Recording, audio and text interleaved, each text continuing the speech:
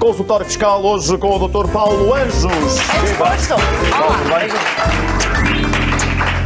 Vemos poucas vezes, quando vemos, damos beijinhos. Já estávamos ali a introduzir o tema, não é? Muito bem. Contas. Neste caso, IRS. Exatamente. Mas antes de ir ao IRS e pegando nas palavras do Padre Almiro, é importante esclarecer para quem nos está a ver lá em casa que é muito provável, de facto, que o sigilo bancário seja derrogado e que as nossas contas bancárias, para quem tenha poupanças num montante superior a 50 mil euros, venham a ser do conhecimento da autoridade tributária. Todavia, trata-se de legislação ainda não publicada.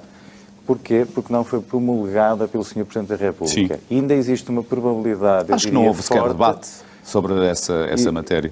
Algum debate existiu, pelo menos Sim, algum partidos, debate, mas fora dos locais próprios. pelo menos Mas aqueles que decidem atualmente no Parlamento. Em que fóruns, não sei. Agora, aquilo que é importante dizer, que é um aspecto técnico importante, porque isto está a ser discutido na praça pública como se fosse de uma lei que já existisse e estivesse em vigor. Nós temos várias fases. E nesta fase trata-se de uma lei não publicada, por isso não está em vigor. E pode até acontecer que venha a ser devolvida pela Presidência da República ao Parlamento para ser aclarada, para ser retificada. Daí que eu próprio, a seu tempo, se for publicada, terei a oportunidade de vir aqui explicar a sua aplicação às pessoas. Mais uma nota adicional sobre as contas bancárias e o acesso do fisco às contas bancárias. Já existe há bastantes anos, na nossa Lei Geral Tributária, a possibilidade do fisco aceder de uma forma bastante facilitada às contas bancárias daqueles em que o fisco acha que estão a prevaricar. Daí que esta medida que agora parece que poderá ser legislada é de facto redundante e pode provocar algum alarme social dentro daquilo que é a privacidade das pessoas e o seu entendimento. Mas se o fisco quiser saber, tem também esse direito, portanto... Tem a possibilidade já atualmente de saber e de acionar mecanismos com relativa facilidade para ter acesso às contas bancárias de todas as pessoas e empresas. Sim. Essa é a nota Tenham que mais ou deixar. menos de 50 mil, portanto... Exatamente. Ora, vamos então falar do tema de hoje, depois destas notas importantes.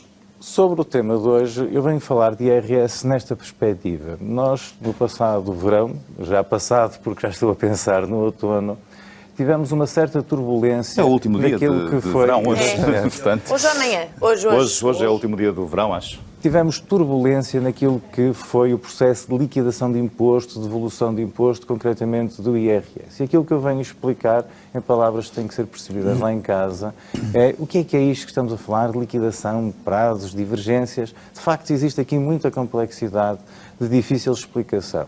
E para aqueles que, por exemplo, entregaram o IRS na segunda fase, até o final do mês de maio, o que é que dizem as regras? As regras dizem que o Estado, a autoridade tributária, tem de proceder à liquidação do imposto, ou seja, tem de nos enviar uma carta, assim com umas contas, com umas letras muito pequeninas, como aqui estamos a exibir, em que vai efetuar aquilo que se chama a demonstração da liquidação do IRS. E dentro dessa demonstração de liquidação, poderá haver IRS a pagar ao Estado ou a reembolsar.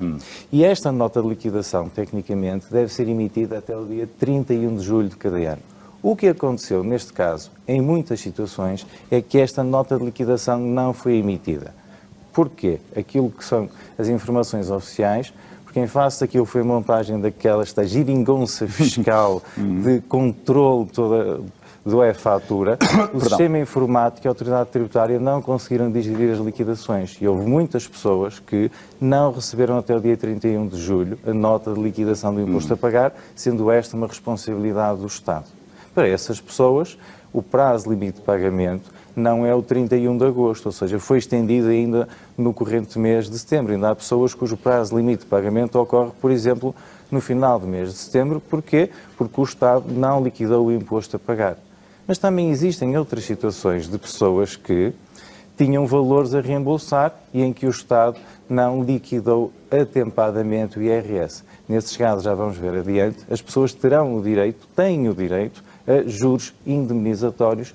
Porquê? Porque o Estado estará a retardar o reembolso do imposto, que tem um prazo limite de reembolso do dia 31 de agosto até o dia em que forem reembolsados, vão ter um direito a um juro indemnizatório. Porque o reembolso deveria ter sido feito até ao final do mês passado de agosto. Agora vamos ver o seguinte slide, porque é uma situação bastante corrente que está a acontecer com as pessoas, que é o seguinte: há diversas situações de divergências, ou seja, é muito frequente, demasiado frequente, diga-se, que a autoridade tributária, após o envio da declaração de IRS, após todo um mecanismo de controle das despesas, dos rendimentos, um controle muito assertivo, muito afinado, vem ainda em julho, em agosto concretamente, no mês de férias, notificar as pessoas, os cidadãos, de divergências no IRS. Mas é verdade que essas situações são frequentes. E vamos ver o diapositivo seguinte, com exemplos típicos de uma notificação dessas.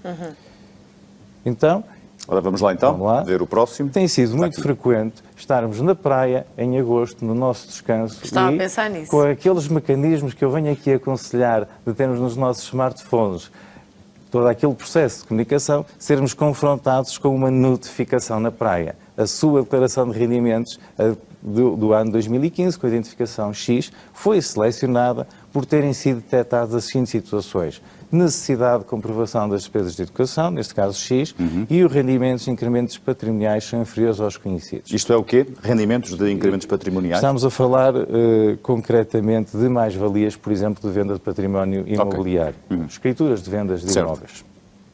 O que é que acontece? Há demasiadas situações de divergências que são geradas pelo sistema informático.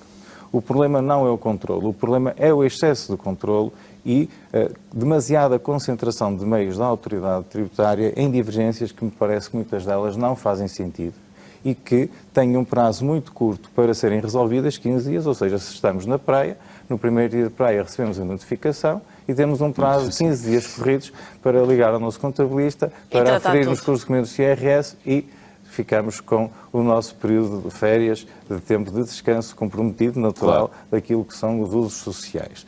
Daí que hoje ainda temos problemas, e muitos lá em casa sabem que terão sido confrontados com estes problemas de divergências. O que é que isto vai originar relativamente à liquidação de IRS? Uma suspensão dos prazos, ou seja, se alguém tinha direito a um reembolso e foi notificado de uma qualquer divergência de uma despesa de educação, de uma despesa de saúde, vai suspender já o fica fora desse prazo para até 31 de reembolso agosto, do IRS. Daí que é muito importante que as pessoas, naturalmente, têm de cumprir a lei, têm de responder no prazo de 15 dias, mas também seria importante que a autoridade tributária respondesse com a mesma celeridade às diversas divergências que ainda até hoje continuam em aberto. Por isso, deve haver aqui uma assertividade, até por escrito, das pessoas junto à autoridade tributária para pedir que sejam definitivamente esclarecidas as diversas divergências que ainda se mantêm. Diapositivo seguinte. E agora vamos falar de uma coisa que é das mais delicadas e sempre das mais chatas, coimas. Bem, qualquer divergência que exista no IRS, seja uma mera divergência declarativa, que não origina qualquer diferença de pagamento de imposto, por exemplo, enganarmos a digitar um número de contribuinte, uma informação que não seja o montante declarado, infelizmente vai originar uma obrigatoriedade de uma declaração de substituição e terá de ser paga uma coima. E o que é que diz o nosso Código de Infrações Tributárias quanto às coimas? Que, nesse caso, normalmente são coimas enviadas fora do prazo de 30 dias relativamente à data limite em envio da declaração. O valor mínimo a pagar é 37,5 € se a coima foi paga a pedido da pessoa. Se não for paga a pedido da pessoa, pode variar entre 150 e 3.750 €. E também temos um prazo de 15 dias para pagar. Por isso, neste assunto das coimas, eu diria que temos hoje uma legislação bastante hostil, com regras, diria, desproporcionadas relativamente àquilo que são as obrigações dos cidadãos, mas têm que ser compreendidas e têm que ser sabidas. Sim, e a ignorância da lei depois não dá para fugir, não justifica o não pagamento.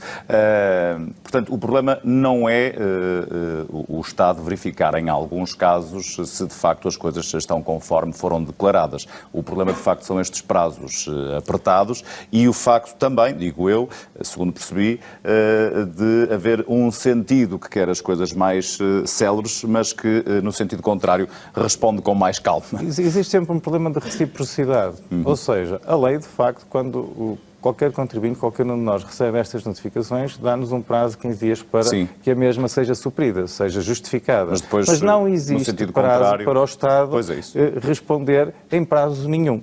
Daí que era importante que todas as pessoas fossem sensibilizadas, porque todos são um legislador, no sentido de termos regras fiscais processuais, desde aspectos básicos como estes, haverá outros muito mais complexos, que sejam proporcionais, que não gerem alarme social. Finalmente, Para concluir, reembolso. Ora, aí está uma palavra agradável. Se não for concluído atempadamente e não houver qualquer constrangimento de divergências, as pessoas têm direito a um juro indenizatório à taxa de 4% ao ano. Como é que este juro é calculado? Por exemplo, se a pessoa receber o reembolso hoje, que devia ter recebido no dia 31 de agosto, será contado o juro dia a dia, com referência a uma taxa anual de 4%. Estamos a falar de poucos cêntimos de euros. Ou seja, aquilo que eu acho é que o maior constrangimento que existe é as pessoas não poderem dispor daquelas centenas ou milhares de euros que lhes seriam úteis dentro do seu orçamento familiar, dentro daquilo que entenderem, e o retardamento das liquidações do imposto. Ou seja, temos um sistema eficiente, mas não temos o devido, porventura, acompanhamento em muitas situações e espero que no próximo ano todo o procedimento de envio e de liquidação de imposto e de reembolsos corra bem melhor do que tenha corrido este ano. Esperemos que sim. Muitíssimo obrigado. Um dos nossos CCs, contabilista certificado.